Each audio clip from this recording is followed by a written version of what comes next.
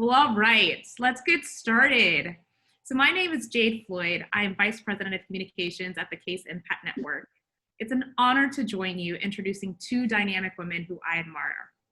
Today's event will be led by Jean Case, Chairman of the National Geographic Society and CEO of the Case Impact Network and the Case Foundation. Under Jean's leadership, the Case Impact Network is ushering in a new era of more inclusive capitalism.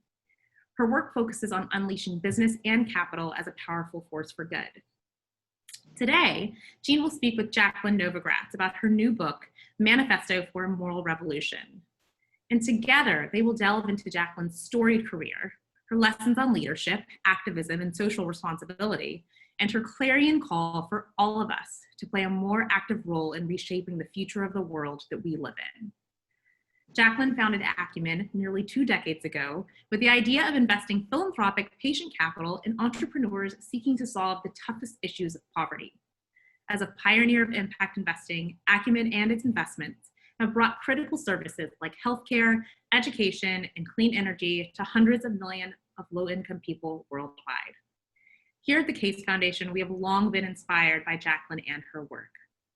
So I really look forward to this dialogue and learning how we can all leave this world better off than when we entered it.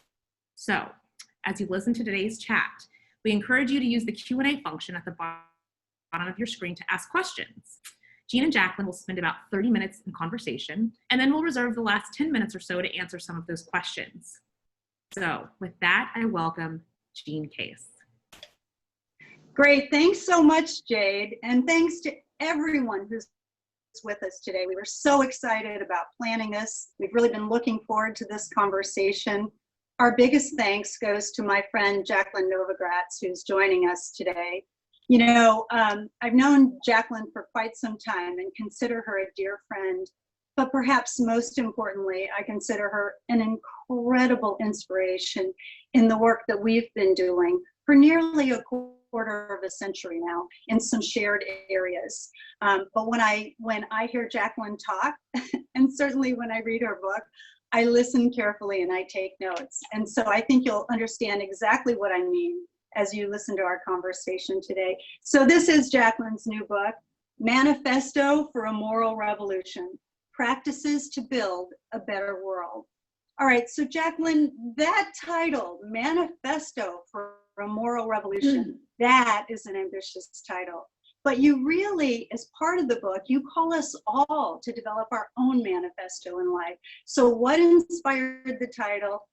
And talk a little bit about why you chose it. Thanks, Jean, and thank you so much for having me. As you said, you know, we've known each other for a really long time, and the feelings of admiration and the inspiration I get from you and Steve are amazing and deeply appreciated, and mutual learning as well. So yes, it's a big title and written a while ago, but you know, I kept thinking about what is it that actually is most needed in this world, because we know that institutions that we have relied on and that our generation really built according to a certain set of principles have largely run their course. Yet we've not reimagined with what to replace them. And there is no clear roadmap. And certainly in this time of global pandemic and Black Lives Matter, that has become all the clearer. What we need, therefore, is a moral compass. But it can't just be one group's moral compass.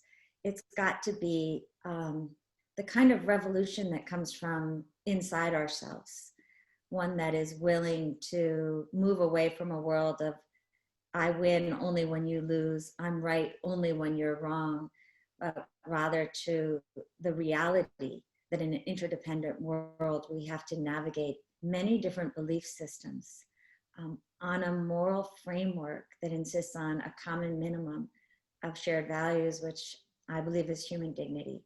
And if we can agree on that, then indeed we can each have our own manifestos based on our own level of our own passions.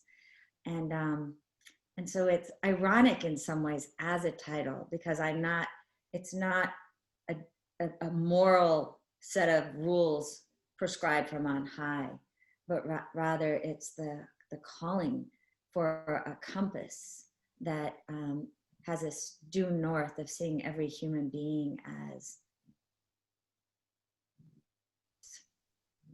investing in and worth dignity just by the fact that we were born human. So, you know, we've watched your work all over the world. We've celebrated your work all over the world. You know, you go to the places where it's probably the hardest, right? I mean, I'm just thinking about your work in Pakistan and Colombia and Rwanda. I could go right down the line of really difficult places to do work. But the model you use is really innovative. And, you know, a couple of areas we've shared that we've both worked on is impact investing and stakeholder capitalism. And I think the book does a beautiful job of drawing out what do we really mean by those terms? What does that look like? But you know, that is obviously aspirational for us today. There's a lot of momentum in both spaces. But talk a little bit about the innovative model that Acumen has used and your belief in entrepreneurs really as a powerful force for change. Yeah, you know, entrepreneurs by definition are seekers. You give us the word impossible and it gets us excited. And so I'm a real believer, as you are, in the power of entrepreneurs. And yet entrepreneurs need a wider set of tools if they are to solve the toughest problems of the world, particularly the problems of poverty. And as you said, we work in areas where people make $1, $2, $3 a day. They can be very dangerous areas where there's high levels of corruption and bureaucracy, no infrastructure, very little trust, and a low level of skills. So you tell an entrepreneur to go build a company that will actually solve a problem like healthcare or housing or education or electricity, and you can't use conventional tools. And so we started with this idea of patient capital, that we could take philanthropy and invest equity or debt for 10 to 15 years to give entrepreneurs a real chance to understand what it would take to build not just a company as it turned out, but often an ecosystem so that they could actually solve the problem. And over time, Jean, we realized, one, we needed different kinds of capital. So now we have the 130 million of patient capital that gets amplified then as the companies grow with another 150 million of for-profit, more traditional impact funds that are only possible because we put in the patient capital. But then the second piece is we have to surround that entrepreneur with our social capital, our access to companies, corporations for their supply chains, to mentors, often to grant makers, so that they can actually make this work. And then the third, which is really the most important part, which goes back to the book, is character. That what separates those entrepreneurs who can build good companies and those who actually change the whole system comes down to their character, their willingness to see other human beings fully as equal, to have the resilience and the grit to do the fights that are inevitable, to break a status quo, and to truly build. You started by saying, you know, I work in hard places like Rwanda and Pakistan. And what's been so interesting, and it's another place that we share in the United States today, is that in my lifetime, I've never seen the United States so divided and divisive. And in that same way that I have found a hard-edged optimism in these other tough places, I think in the United States, we have a real opportunity to invest in different ways in entrepreneurs who want to solve some of America's tough problems, because they are not ideological. If we focus on the problems that we want to solve and follow it with the right kind of capital and community, we can solve them. And so that's, it gives me real hope. So you spend a lot of time with young people. I think you were just with young people from the University of Michigan yesterday, right? The first chapter of the book is called Just Start. And you know, whether you're a young person or just someone on life's journey who kind of hears a calling or has an idea or a problem they want to solve, you know, that's usually the hardest part, right? Taking that first step, knowing that it's really time. Like the idea's been there, you know, the problem has been burning inside of me. talk a little bit about sort of your just start and what you've seen out there. Again, I think it's so inspirational to talk about entrepreneurs who've had success in the hardest places, because a lot of people that are with us today may not be in those really hard places. They too have ideas. And if people in hard places can start and have success, what do you say really to all of those who hear that call? Yeah, that so many of us, wait till we have everything in order before we start. And the worst is when we're waiting to find purpose before we actually start on the road to change. And what I say is that purpose doesn't find people sitting at the starting blocks. Purpose is found when we just start, we walk toward a problem. And I love that you said it's not just for young people, but it's for everyone, because it's about having the courage to take the first step and then letting the work teach you where you need to take the next step. And even, and maybe especially when you fall down, you learn where you need to go next, and so on and so on. And in this time of the global pandemic and a feeling that we all have that everything is upside down, in a way, we all need to use a beginner's approach and take that just start attitude, because we don't know the answers, but we will find them by daring to live the questions. And that starts with starting. So many people don't realize that part of the magic of entrepreneurs is that they solve problems, right? And often those are problems that they've lived or have seen in a very real and sort of upfront way. But one of the sort of principles in the book is listen to voices unheard. And I will say, when I moved from my technology marketing career into philanthropy, I was so surprised by the number of rooms where, change makers would be around the table, or people who wanted to bring change, but they would be talking about solutions for people that they hadn't actually engaged in a conversation about what they really wanted to see. And you tell some great stories about your work out in the field, like with Delight, for instance, where they really went out to the field and listened to what people that they were trying to solve problems for had to say. So how do you look at that? And tell, if you will, the story of Delight and sort of that experience, because I thought that was a really fun story in the book. Thanks, Jean. And listening in some ways is the most underrated hard skill that we have to practice. We look around at our leaders and we say they're not listening, but we also, in an age of social media, so often don't listen. And as you said, we use the lens only of our own imagination, too often, even when we're designing systems for people who are unlike ourselves. So Delight is a company that started in 2007 with two guys out of grad school. And they had this audacious dream to eradicate kerosene, which was the main fuel source and lighting source for about 1.5 billion people in the world. And they had all of a single prototype for a $30 solar lantern. And their business plan didn't really make sense, but we bet on their character. We invested in the prototype, and we've essentially accompanied them for the last 13 years. What set them apart was the power of listening.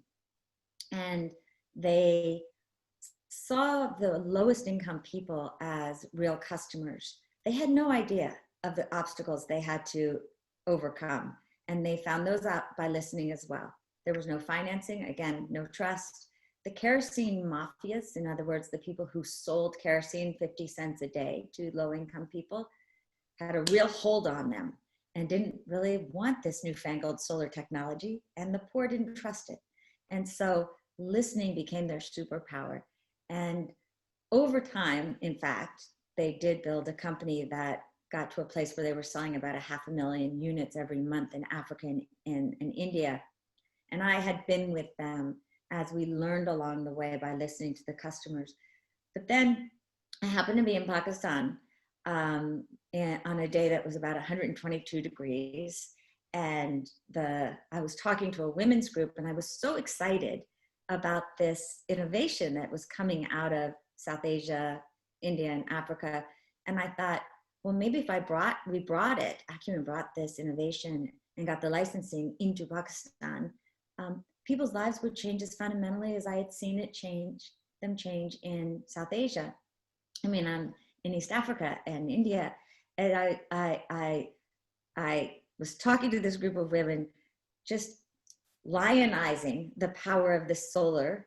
And I said, if I could get this technology here into Pakistan, would you all be willing to buy it? And this big woman leans forward, literally sweat dripping down her face, and she says, we don't want a light. We're hot. Bring us a fan. And I was like, a fan? We don't have a fan. We have a light. But if you get a light, you can work at night, your children can study more. And she cut me off and she's like, we work enough. We're hot. Bring us a fan. And it was such a moment for me because I thought I was such a great listener myself. And I realized even then my own sense of excitement and biases about what should work wasn't what was valued. And of course, now that the company has reached 100 million people with light and increasingly electricity, if you go into really, really hot parts of Pakistan, you can be sure that the only way you will sell a solar home system is if it includes not one fan, but almost always 2 fans. And it all starts with listening. I thought that was a great story. And for what it's worth, even though we sort of, have published things about the importance of listening to those you're trying to serve, et cetera, we've been engaged in a new initiative here in recent weeks. And after reading that chapter, I closed the book and we talked as a team, and I said, we've got to go out into the field and do some listening now. So, even for those of us that know that's what needs to be done, I think your call and your reminder of the importance in listening and building solutions for the world is just really critical. So I want to move to 2 things. As you know, we're the land of Be Fearless here at the ACE Foundation. And you really talk a lot about courage and the importance of overcoming failure. And Jacqueline, I've known you for a long time, but I learned so much about you from your book, and I thank you for how personal you were, how vulnerable you were. Courage is one of those words you hear and, you can sometimes think, oh, that's not me. I thought you did a brilliant job of talking about how you grew to be more courageous, particularly thanks to those awesome parents you have sort of right from the start, but even for all of your professional experiences. So talk a little bit about what you mean when you say courage and what you've learned about the importance of failure in bringing success. Thank you, Jean. The first time I wrote the chapter, actually, it was much more conventional about courage. And then what I realized is that this is a book about what it takes to create change. And if I really was honest and reflected, I actually think we have all of these different muscles in ourselves. And some of those muscles are more courageous than other muscles. And I grew up in this big, boisterous, athletic family where I learned physical courage almost to a level of recklessness. I was good with people and I had courage in terms of introducing myself. I'm one of 7. But in Catholic immigrant military families of the 1970s, little girls were not always given the courage of voice. And I certainly see that now in so many communities around the world where some people internalize that maybe their voice isn't that important. And so, and yet I knew from a young age that I wanted to change the world. And that the only way I would do that would be to find courage to do public speaking, which was terrifying to me. And so I would practice. And literally, I would stay up all night sometimes to do a 3-minute speech. And then when I survived it, I would realize, okay, I'm here. And I would start to practice more. And what I've learned about courage, now that I've had to confront regimes and much more scary characters than I ever thought I would have to, and make really difficult, painful decisions, that the only way that it is possible today is because for the last 40 years, I just started, and I found the courage to just keep trying, and then building those muscles so that when I finally needed courage at a much larger level, I had the courage. But we make a mistake when we look at these heroes and think we're supposed to be just like them. I think the truth is we have to be more honest about where we're lucky enough to have been given the permission, the muscles of courage, and where we need to exercise and practice. And I frankly think it's a lifelong practice. Yeah, I do too. And you said in the book, and this is something we recognize as well, that all too often those we look up to sanitize their stories and they leave out the failures along the way, the things that didn't go so right. And one of the things I really appreciated about the book was your openness about the struggle, really, in many cases it wasn't some failures that you had along the way. And, obviously we all believe if there was more recognition as people particularly achieve success in profile and talking about the important role that failure played in making them a success, perhaps it'd be a little less daunting than when people encounter failure along the way of what they're trying to build. Well, and what I've seen too in my career and with Acumen, Jean, is that when we talk about our failures, we can pivot so much more quickly to sometimes do extraordinary things based on what we got wrong the first time. Yeah. And not waste more resources. And so I've come to see discomfort as proxy for progress. And again, in this time, which is so uncomfortable. Yeah, if you talk to people who are involved in sort of COVID vaccines or whatever, they want failures early so that they can quickly find the solutions before things are set out in the field. But really anybody in an R&D or building mode will tell you it's actually the failures that teach them, how to apply those lessons to perfect an idea or a product going forward. So I thought that was really good in the book. So I want to go back to where we started in the beginning before we move to questions. And I do want to remind everyone to submit your questions. How would you encourage someone to think about creating their own manifesto? I've tended to call it like a true north, like know what's the same and doesn't change no matter where you are, like what really matters to you. But what advice or how could you actually encourage people listening today who want to feel like they kind of want to write their own manifesto or guiding principles, if you will, about how they want to go forward in life? What would you say? Yeah, thanks.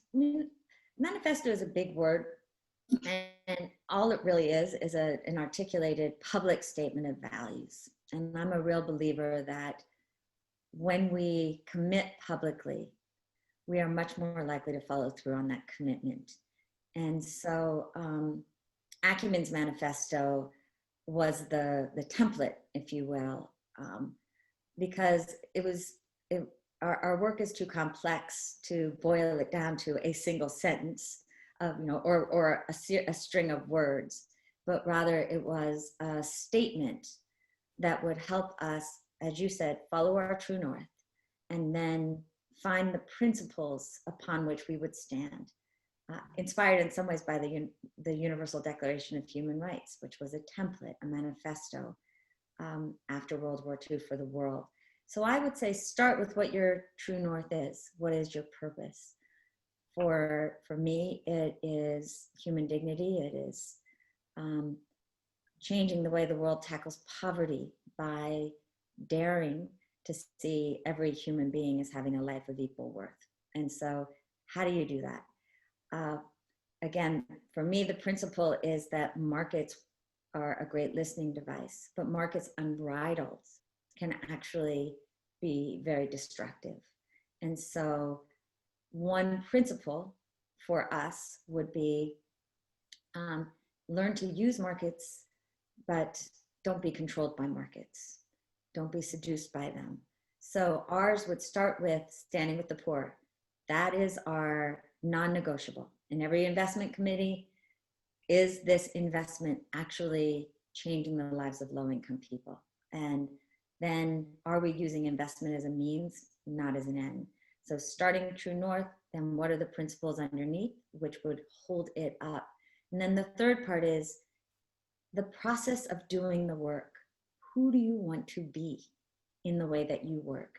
If you're working across lines of difference and in vulnerable populations as we are, then patience and kindness, resilience and grit have to be part, because if you just trash and burn everything in the spirit of humanity, you're not going to be very credible. And so that is where I would start, Jean, and anybody could take Acumen's manifesto, and it's on our website, and just use it for your own, or think about what really matters to you. We talk about listening to voices unheard. That might be the environment, might be something else.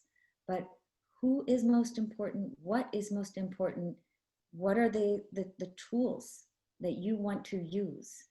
And then how do you want to be in the way that you are acting? And what's been so powerful to me in the 7 years since we've actually taken the time to write Acumen's manifesto is that I'll be in an airport in Addis Ababa or in somewhere in Wisconsin, and a young person will come up to me in the airport and say, Ms. Novogratz, it's really hard for me to do what's right, not what's easy. But every day I read the Acumen manifesto, and it motivates me in the way that I behave. And I think, I wish I read the manifesto every day, but it's great that you're doing that.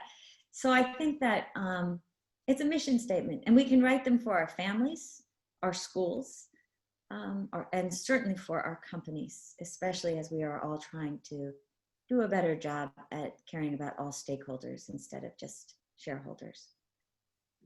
Okay, so we have some questions here, and I'm going to throw some out to you. It feels as though we're having two conversations as a nation, one that is expressed in your book, which is positive, and one that is full of hostility. How do you think about this dissonance while you were writing your book, and what advice do you have for navigating it? And Jacqueline, I was going to ask a question about this concept of holding opposing values in tension that you talk a lot about. And I'd love for you to reflect on that as you answer this question. Thanks, Jean. Yeah, I think it's the job of the moral leader, and I think this is a moment where we all have to sign up to do our best along a path of moral leadership, to stand for the more positive, to stand for what is possible, and not to tear down ever. And that is really hard in a divided and divisive moment, in a divided and a divisive world. But one of the pieces of, I think, the skills that we can grab onto is to not allow ourselves to get trapped in those words that would put us at polar extremes.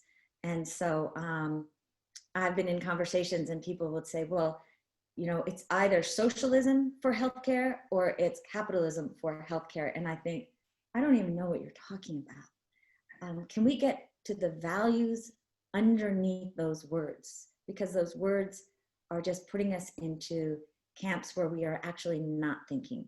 And so pivoting to a conversation about values and trying to find that place where there is shared values. And I believe that there's shared values.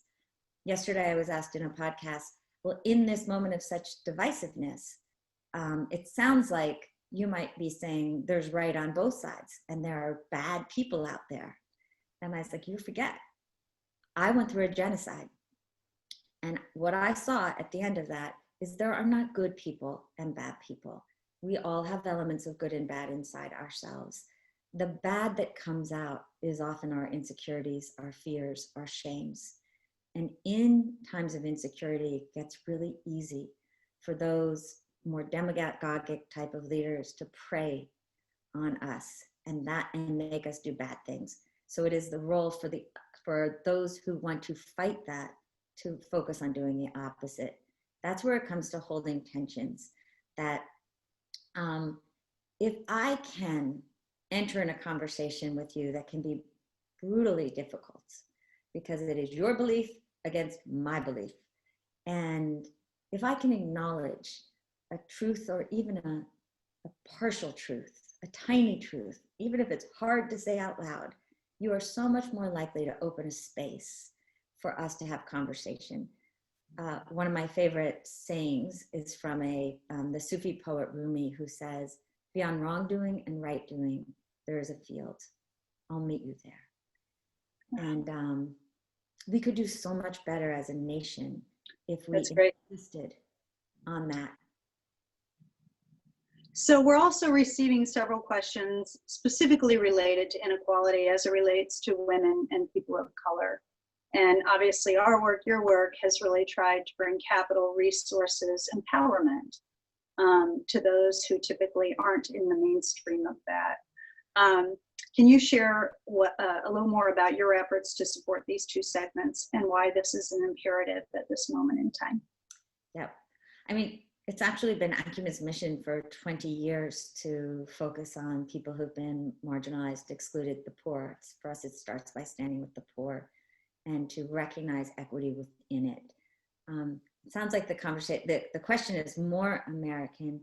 Our portfolio is about 23 companies, 60% of which are have people of color as founders, 40% female, and I believe that we often have different lenses when we are the entrepreneur to actually understand the communities that we are serving.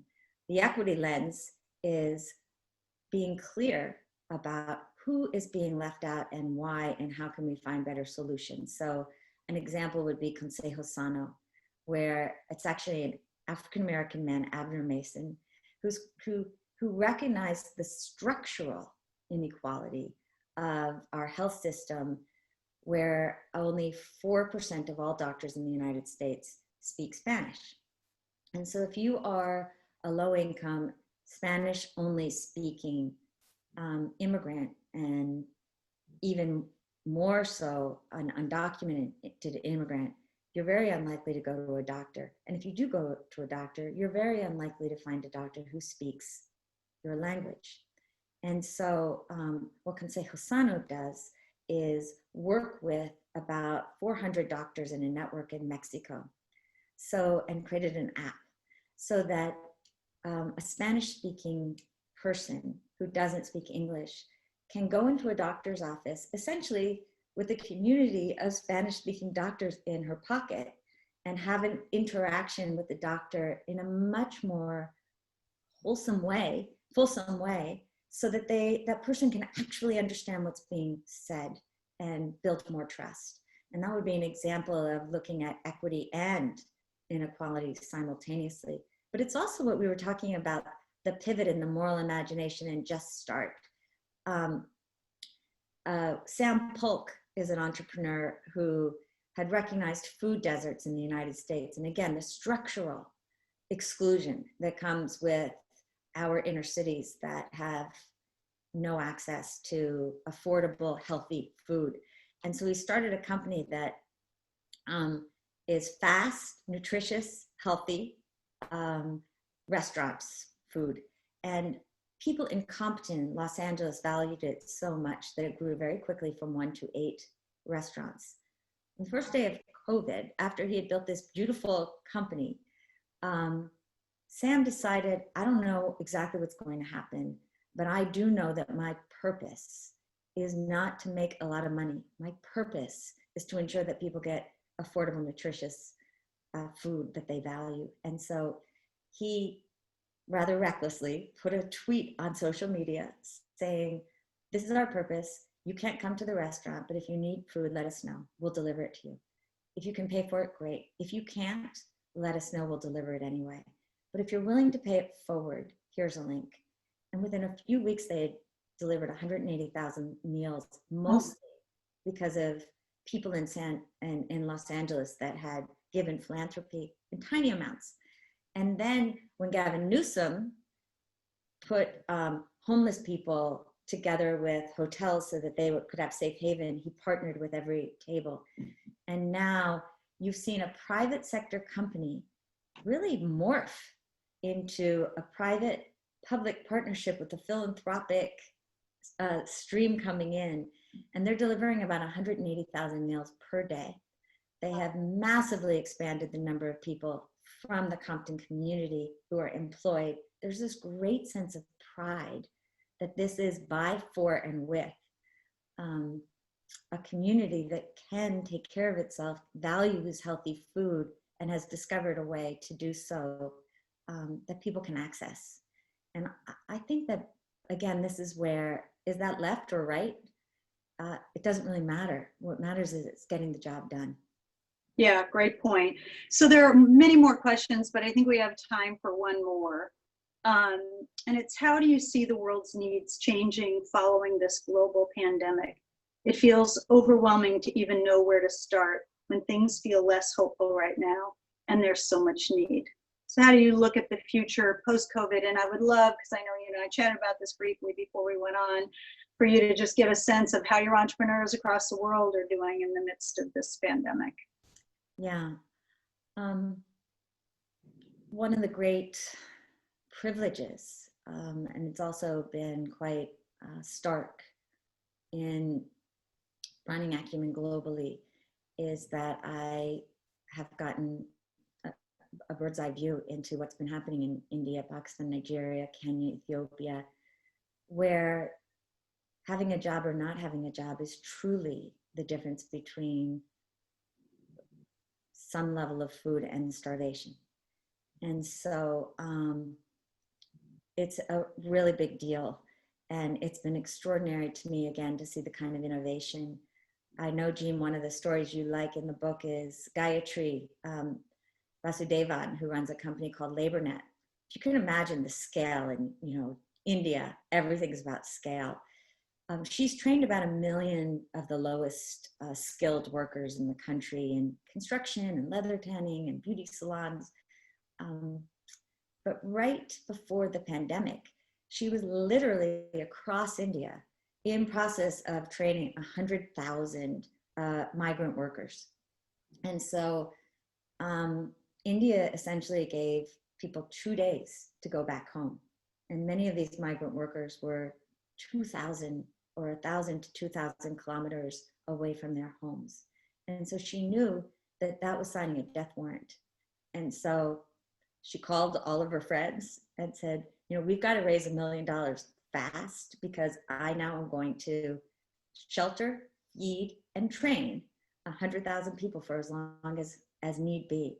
And I watched her use her network to find grant money for a for-profit company so that she could essentially set up mini cities to do what neither government nor civil society by itself, nor the private sector by itself could do. But if she could pull it together, she could create a real model. And so I would say, Jean, and I have so many examples, as I said, that have just shown me what human beings are capable of doing, and reminding me that, yes, we can make a mess, but so can we find the solutions when we decide to do it. That it is an overwhelming time, but it is also a time of extraordinary possibility. That Viktor Frankl said after enduring life in Auschwitz and the concentration camps, he said, essentially, that we don't get to choose what happens to us, but we do get to choose how we will respond to it. And I think in these moments of darkness, we have the chance to find our best selves, because we are surrounded by what look like overwhelming problems that, on the flip side, are real opportunities.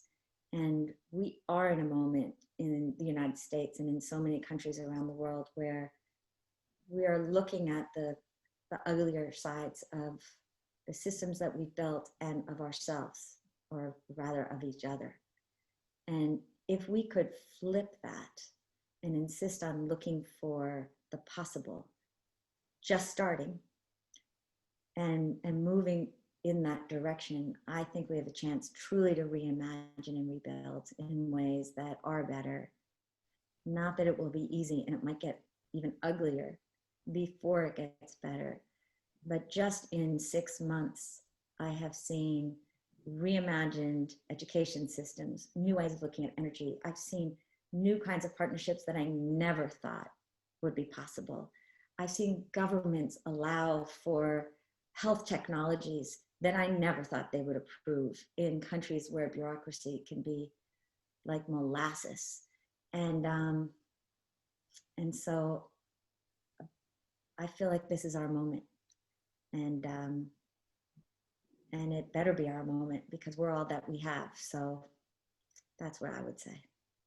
Well, that's a great way to wrap up. And I want to say that, you know, Jacqueline, you've had such an extraordinary life, and you have provided so many extraordinary good things to this world through your work.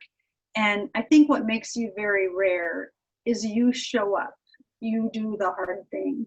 And when I was reading your book, I really felt like you took me by the hand and took me into the field with you, so I could see and hear what is across the world right now, both the challenges, but also the really, you know, the significant amount of promise and hope and opportunity that you encounter everywhere that you go.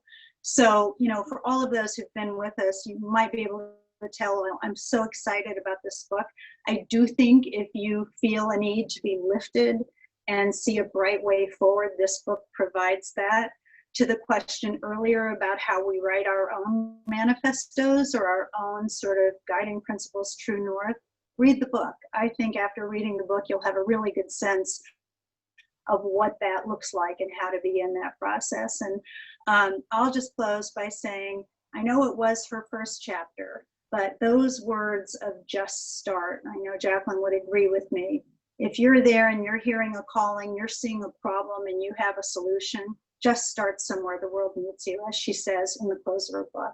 So thank you, Jacqueline, for all you do for this time together. Enormous thanks to all those who've joined us. What a great conversation. Thanks so much, everyone. Thank you, everyone. And Jean, always, thank you so much. Thank you for who you are and what you represent. Thanks.